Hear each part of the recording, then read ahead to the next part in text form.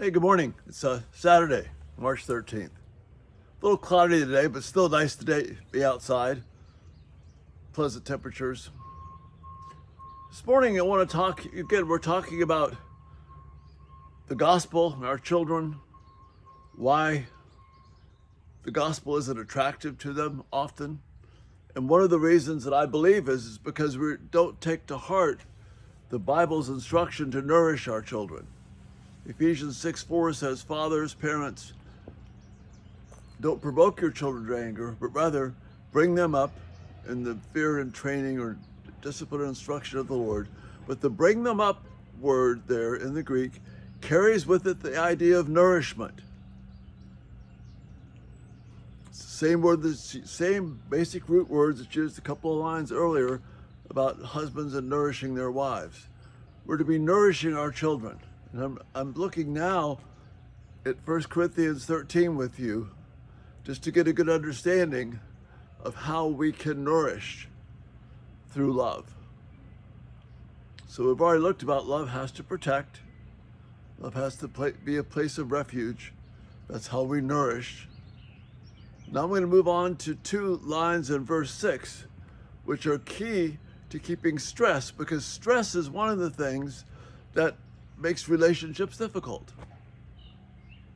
And we feel stressed about relationships. One of the reasons that we feel stressed about relationships is because we try and do it in our own strength. I try and do something in my own strength that produces tension in me, which brings stress to other people.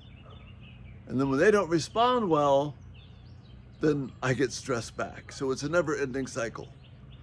God wants us to trust Him in relationships. And there's two components here in verse 5 of 1 Corinthians 13. One is, don't keep a record of wrongs.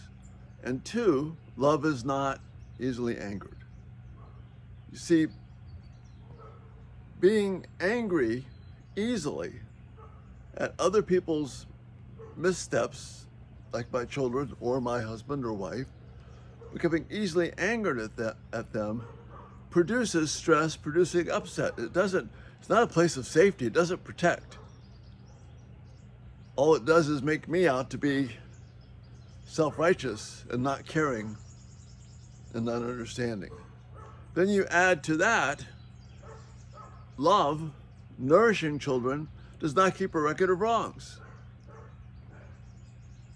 If I have this long list of things that someone has wronged me about, i.e., as in, how many times have I told you not to do that?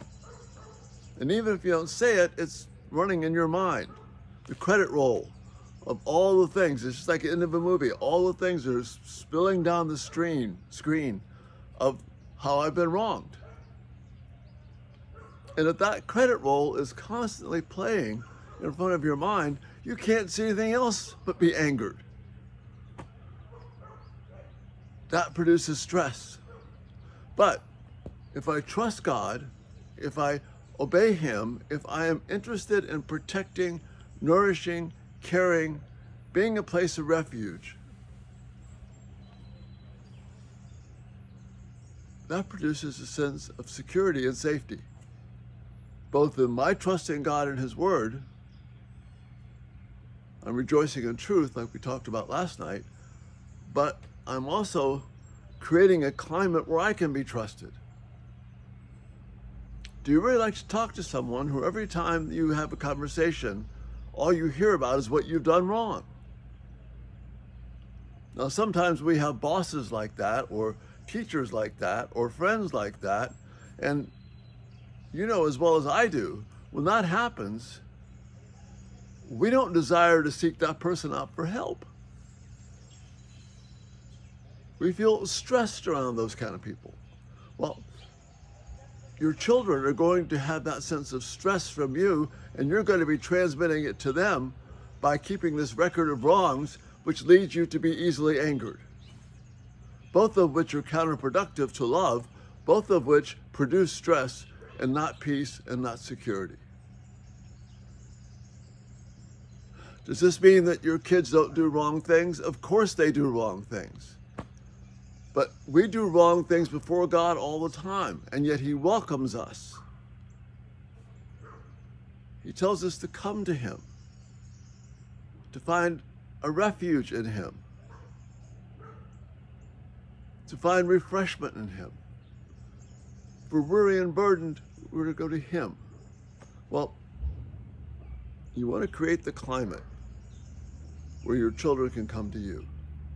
We do that by nourishing, and one really important way to nourish is not to keep this credit roll of wrongs constantly go before your mind so that you don't become so easily angered. God deals with you and me in compassion. He cares for us, just like he's caring for these birds back here. Removing stress from relationships has a lot to do with not being easily angered, and that has a lot to do with not doing this credit roll and keeping a list of wrongs, but rather, how can I show the mercy of God to the people that God has given me to care for? And that's the thought for this day. Again, Lord willing, we'll see you tonight. Again, love having, be able to talk with you, love your feedback, and Lord bless you and give you a great Saturday. Again, we'll see you tonight. Bye-bye.